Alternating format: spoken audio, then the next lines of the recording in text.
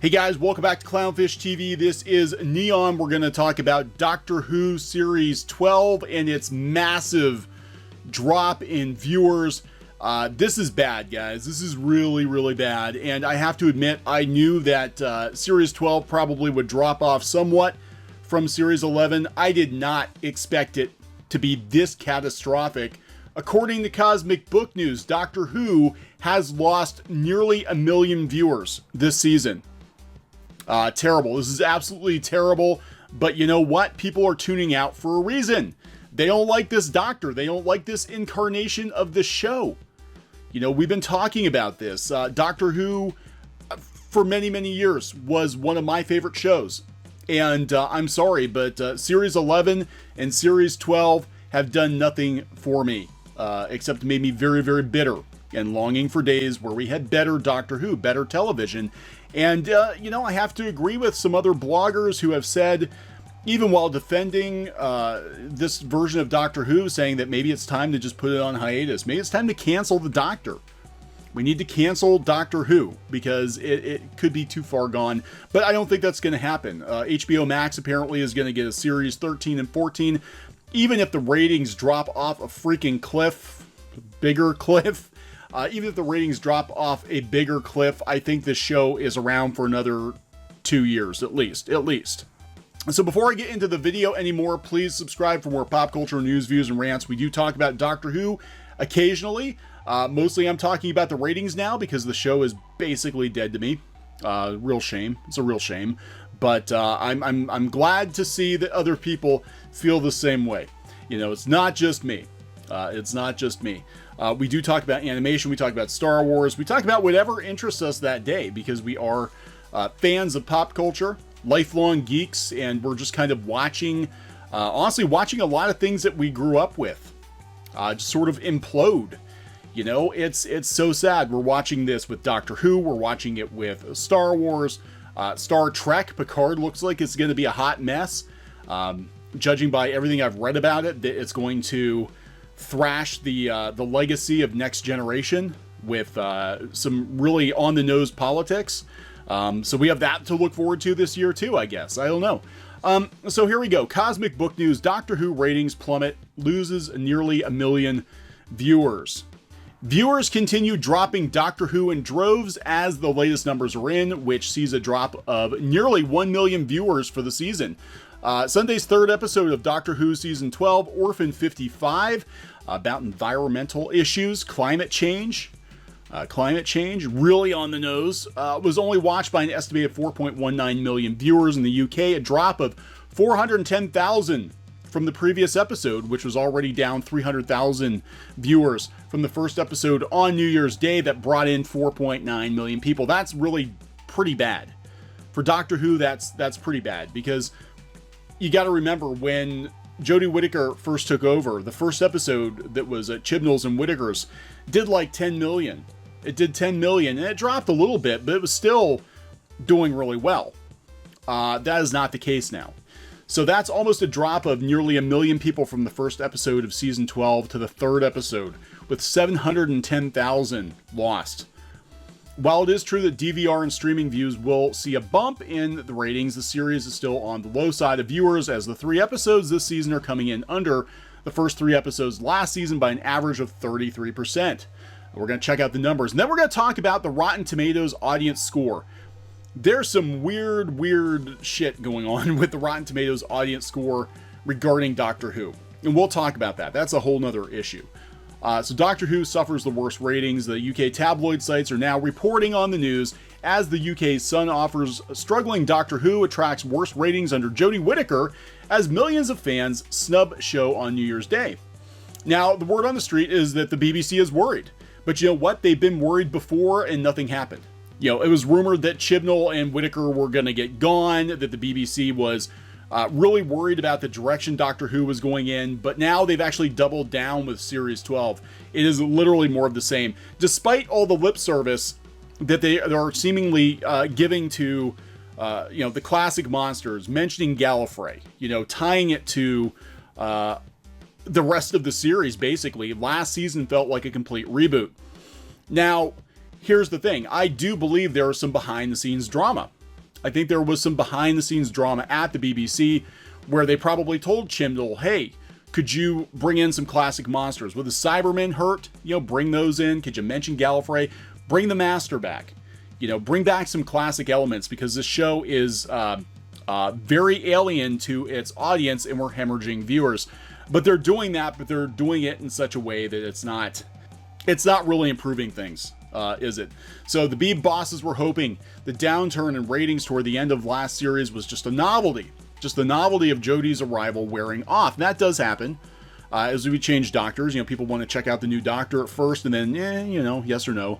But the fact is that the new season seems to have fared even worse, will have them worrying whether or not it has less to do with who plays the Time Lord and signs of a greater problem with the show. 100% agree. I was willing to give Jodie Whittaker a chance. You know, a lot of people did not like the idea of a female doctor, and I will admit, not my first choice. Okay, I definitely wasn't rooting for there to be a female doctor because I didn't see the point. I didn't see the purpose. Why do we have to make Doctor Who a woman? But they did it, and I'm like, okay, you know what? Okay, let's see where this goes. Let's see if the show's still good. If the show is good, then okay, fine, no problem. The problem is they made a drastic change, and then they put her in, inarguably, in my opinion, the worst 2 seasons so far of New Who. Just absolutely dreadful writing, dreadful, overly political messaging, horrible music. Where's Murray Gold? You know, at least get somebody close to Murray Gold. The music is like elevator music. You know, it's a very juvenile show. You know, my son said it feels like the Magic School Bus because it's a very heavy-handed edutainment now. And so even if Jodie Whittaker could be good, and I believe she could be good, she's in the wrong series. There are bigger problems with this series than just Jodie Whittaker being the Doctor or the Doctor being a woman. If the show was good, you're still going to have people complain about the Doctor being a woman because they don't want the Doctor to be a woman, right? They're really, I mean, again, there's literally no reason for it, but whatever. But the show sucks ass. So it's not just that we made a drastic change, the biggest change to the show probably in its history, but we're also going to pair that Doctor up with some of the worst scripts ever. Obviously, if things don't improve, Doctor Who will probably undergo changes in the future. Well, yeah, if HBO is bankrolling part of Doctor Who, and I don't know what the deal is with HBO, but apparently they do have the rights to a series 13 and 14 too, which seem to indicate that there will be a series 13 and 14. Now the question is, will Jodie Whittaker and Chris Chibnall be involved with series 13 and 14, or are those two out the door after this season? You know, they get another chance, they get a redo, but it does not seem to be going well. It's actually getting worse. So Spyfall fell. Part 1 was 6.89 million. People were pissed off, went down to 6 million. Orphan 55 live only had 4.19 million, probably, and around 6 million with the 7-day viewing factored in. Compared to the beginning of last season, The Woman Who Fell to Earth combined over 10 million. The Ghost Monument, 9 million. Rosa, which this was the episode that rubbed a lot of people the wrong way, because it was very clear that Doctor Who had become the Magic School Bus at that point. So, you know, a lot of people are making comments that Doctor Who is getting a downgrade, not an upgrade, because of course they have to make that joke in Spyfall, the first episode, talking about the Doctor, now a woman, makes a joke to the head of MI6 that she's gotten an upgrade. She's no longer a man. She's gotten an upgrade. I'm like, you know what? I get the joke, because people are like, well, don't you realize that's a callback to Missy, the Master? And I'm like, yeah, I get that. But I'm like, when the fandom is in the state that it's in right now, making a joke like that looks like the middle finger. Like, it's not a good idea to bait the fans even more. You know, they're giving you another chance, and immediately, right out of the gate, here you go. You know, I've gotten an upgrade. I'm a better Doctor now because I've got boobs. You know, I don't know. It's stupid. It's really stupid. And I think Whittaker is a fine actress. I really do. I've said this before. I didn't know who she was. I'd never watched Broadchurch or any of the other shows she was on. So I went out and I Googled her. I went out to YouTube. I saw some clips of her acting, stage performances and whatnot. I'm like, yeah, she's got the acting chops, you know, but she's not being utilized very well. Her doctor is not the same doctor that we've seen before. The doctor that, you know, is almost godlike presence. Her doctor is mushy and ineffective and dopey, in my opinion. Anyway, Doctor Who Season 12, Rotten Tomatoes, worst of series. Now we're going to talk about this. This is bad. Now, people were telling me before that the audience score on Series 12 had dipped down to like 6%. It is coming up now, but there are supposedly some shenanigans going on. In my previous video, it was about 11%, but that was before all the drama going on with Doctor Who. So the bad news, again, coming from Cosmic Book News, the bad news continues as Doctor Who Season 12's Rotten Tomatoes audience score is the worst of the entire series. With 689 fan reviews presently accounted for, the Doctor Who Season 12 Rotten Tomatoes audience score comes in at a series worst, 8% rotten. I've seen it down to 6% on Twitter. And now it's up to 16%. We're going to talk about that. There's definitely something going on. Even Season 11 had a low of 21%. Now everybody's going to be like, oh my god, it's the trolls. They're trolling poor Jodie Whittaker. I'm like, no, I think this is... I've looked at the reviews, and they just seem like people who just don't like the show. You know? This was my favorite show, and now it's trash. Changes in the showrunner, director, writer, actors, even the composer. Yeah, Murray Gold is sorely, sorely missed. All made the show much worse. BBC, please do the right thing and cancel the show and reboot it when you know how to. Politics, politics, politics. What happened to the show? This was maybe the worst episode ever, and each week it gets worse. Yeah, a lot of people not happy with Orphan 55. I actually haven't watched Orphan 55 yet. I've heard from some friends who are big Who fans, Whovians, who said that it is another Rosa, and the fact that it could potentially break the fandom and have a lot more people leave the show. So it'll be curious to see what next week's ratings are going to be like. I came back to test the waters after the dumpster fire that was Season 11. They've now fooled me twice, shame on me. Really the worst of Doctor Who. I forced myself through all the current episodes. Now this is crap and this is not Doctor Who. The series opening was okay, then came the Earth episode. Holy smoke, amateur hour. Most can create better episode with an iPhone in their kitchen. Acting beyond awful. Unbelievable. So much potential. So much lazy writing. I can't. Speechless. It's horrendous. So, I want to talk about the media actually turning on this season of Doctor Who too. And some of the outlets that you would expect to come to the defense of Season 12 are actually turning on, being like, no, it's actually pretty garbage. And then we're going to go back to the Rotten Tomatoes debacle. So real quick, the AV Club. AV Club, which is part of Gizmodo, you would think would normally defend Doctor Who, you know, especially since we have a woman writing the article, a female journalist. But no. After Spyfall, Part 1 and Part 2 seem to promise an exhilarating fresh start for Chris Chibnall's era of Doctor Who, of course, indicating that Series 11 was not good. It's especially frustrating to watch Orphan 55 return to the too often disappointing status quo of last season. So a lot of complaints about it, but some of these comments, I mean, these are the people on the street. This is what a lot of people think. I haven't been so annoyed by people in an episode of TV in a long time. The incredible amount of stupid decisions needlessly endangering human lives is astounding. I don't even have the bandwidth to not get aggravated by the biochemical problems, blah, blah, blah, blah, blah. I'm usually an apologist for shitty Doctor Who episodes, but this was just bad. For all the reasons you described, did not make a lick of sense. It wasn't that the final speech was preachy, it was, but it was horribly kludgy because it was, just in case you missed the message of this episode, we're going to spell it out for you. Then we're going to bludgeon you over the head with it. Yes, it's the magic school bus. Did we tell you that climate change is bad, children? Dear children, listen to us. Did we tell you? Did you get that? Because if you didn't get it, we're going to make sure you get it before you leave. It's our job as the BBC to edutain you. It was less subtle than Kirk dramatically reading the preamble to the Constitution. It was wholly unnecessary. So much of this season and the last was just the characters running around doing stuff and spouting nonsense exposition. It's nuts. Clever sci-fi veils its message. That's true. Look at original Star Trek. Look at Next Gen.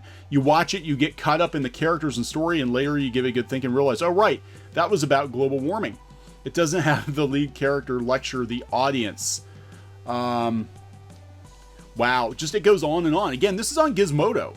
Like, you would think that Gizmodo, you know, which attracts a pretty progressive audience, would be on board with it, but it's even too much for them. You know, here we have Engadget calling out the failure of Doctor Who to, you know, deal with big tech competently.